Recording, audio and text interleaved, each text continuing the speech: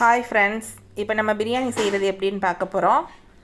நல்லா ஒரு 3 பெரிய வெங்காயம், 2 தக்காளி, இஞ்சி பூண்டு, 3 பச்சை மிளகா, தேவையான அளவு புதினா கொத்தமல்லி எடுத்து வச்சுக்கிறோம். ஒரு 10 பல் பூண்டு, ஒரு பெரிய துண்டு இஞ்சியை நல்லா மிக்சியில் போட்டு அரைச்சி எடுத்துட்டு ஒரு குக்கரை வச்சு அதில் கொஞ்சம் ரீஃபைண்ட் ஆயில் விட்டு ஒரு ஸ்பூன் நெய் விட்டு அதுக்கு தேவையான ஸ்பைசஸ்லாம் இப்போ நம்ம போட்டு பிரியாணிக்கு ரெடி பண்ணி வச்சுருக்கதெல்லாம் போட்டு இப்போ செய்ய போகிறோம். நெய் உருகட்டும். பட்டை, ஒரு நட்சத்திரப்பூ, ஒரு 4 ஏலக்காய் போட்டு அது கொஞ்சம் செவந்து வந்தோடனே கட் பண்ணி வச்சுருக்க ஆனியனை போட்டு நல்லா கொஞ்சம் வதக்கணும். நல்லா வதக்கிடணும். நல்லா வதங்கின பிறகு தான் தக்காளி சேர்க்கணும். வெங்காயம் நல்லா வதங்கட்டும். வெங்காயம் வதங்கும் போது 3 பச்சை மிளகாயும் சேர்த்துடலாம்.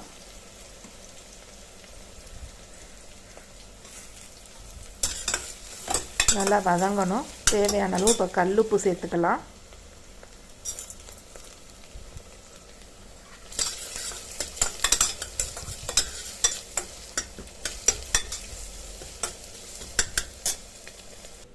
கல்லுப்பு சேர்த்து வதக்கிட்டு பாசுமதி ரைஸு 3 உலக்கு எடுத்து நான் கழுவி வச்சுருக்கேன்.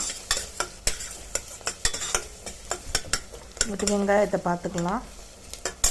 அரிசியை ஊற வச்சுக்கணும். இப்போ தக்காளி சேர்த்துக்கலாம். தக்காளி சேர்த்து நல்லா வதக்கலாம்.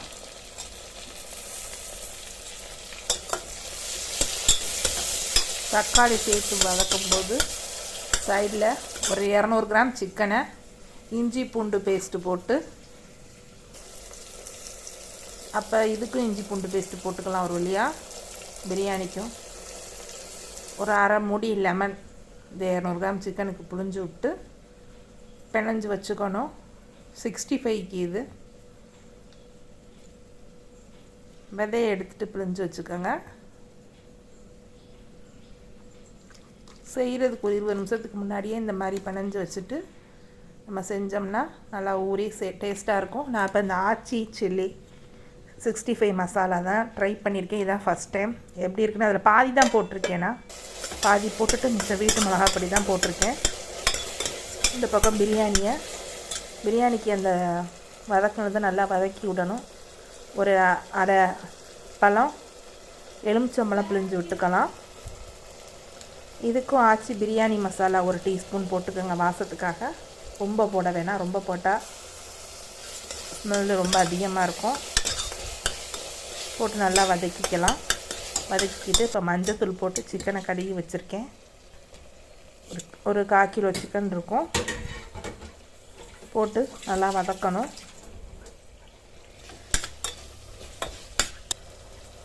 வதக்கிட்டு கருவேப்பிலை வதங்கும்போது ஒரு கொத்து கருவேப்பிலை போட்டுக்கலாம்.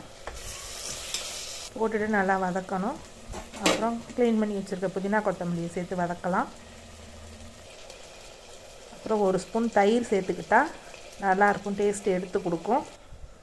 இப்போதைக்கு கழுவி ஊற வச்சுருக்க பாஸ்மதி ரைஸை வடிகட்டியில் போட்டு வச்சுக்கலாம். நல்லா ஒரு 10 நிமிஷத்துக்கு முன்னாடியே ஊற வச்சிடணும். நீட்டு வதக்கிக்கலாம். நல்லா சிக்கன் போட்டு வதக்கணும். இப்போ இதுக்கு நம்ம தேங்காய் பால் தான் ஊற்ற போகிறோம். தண்ணி ஊற்றலை. அதுக்கு தேவையான ஒரு அரை மூணி தேங்காய் எடுத்து பாலாக பிழிஞ்சு வச்சுக்கலாம். இந்த பக்கம் நல்லா பிரியாணி மசாலாவோட செஞ்சு சிக்கன் நல்லா வதங்குது. நான் இந்த டம்ளர்னால தான் 3 டம்ளர் போட்டேன். 1 டம்ளருக்கு 1.5 தண்ணி சேர்க்கணும். நான் 1க்கு 1.5 தேங்காய் பால் சேர்த்து செய்ய போகிறேன். தேங்காய் பால் சேர்த்து செய்யும்போது டேஸ்ட்டு நல்லாயிருக்கும். அந்த காரத்தை நல்லா பேலன்ஸ் பண்ணி கொடுக்கும். இப்போ எல்லாம் நல்லா சுருண்டு வதங்கி எண்ணெய் பிரிஞ்சு வந்துருச்சு. இந்த ஸ்டேஜில் நம்ம 3 டம்ளர் போட்டிருக்கனால 4.5 டம்ளர் தண்ணி பால் விட்டுக்கலாம். தேங்காய் பால் நல்லா கொதித்து வர ஸ்டேஜில் நம்ம கழுவி வடிகட்டி வச்சுருக்க பாஸ்மதி ரைஸை அதில் போட்டுறணும். போட்டுட்டு உப்பு எல்லாம் போதுமானு டேஸ்ட்டு பார்த்துட்டு அப்படியே நம்ம நல்லா கொதி வந்தோன்னே கொதி வர்ற வரைக்கும் வெயிட் பண்ணணும். நல்லா கொதிக்கிற ஸ்டேஜில் நம்ம குக்கரை மூடி விசில் விட்டுறலாம். நல்லா கொதிக்குது. இப்போ மிச்சம் இருக்க அரிசியும் அதில் சேர்த்து போட்டு விட்டுறலாம்.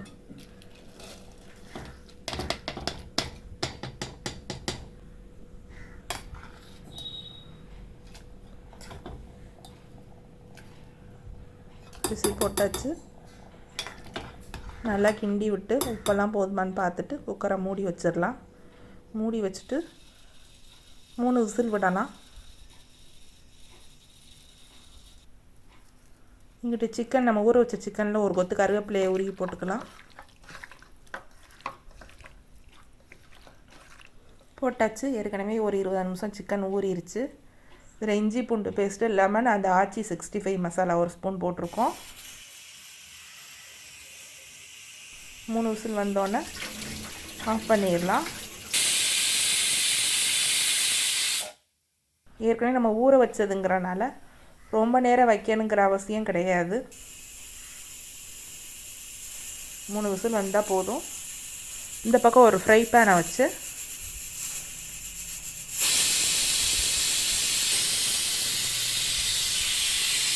மூணு விசில் வந்துருச்சு.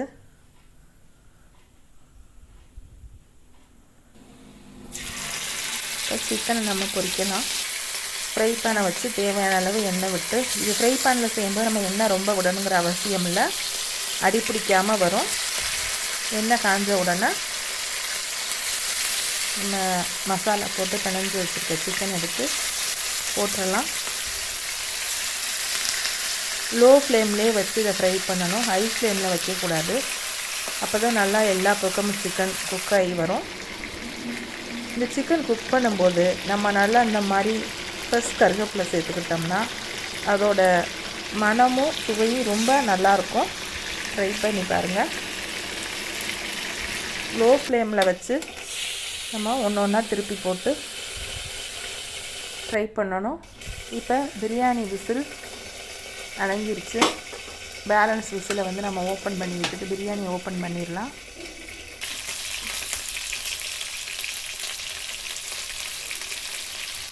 இப்போ சிக்கன் இங்கிட்டு பாதி குக் ஆகிருச்சு. இன்னும் கொஞ்சம் நல்லா குக் ஆகணும்.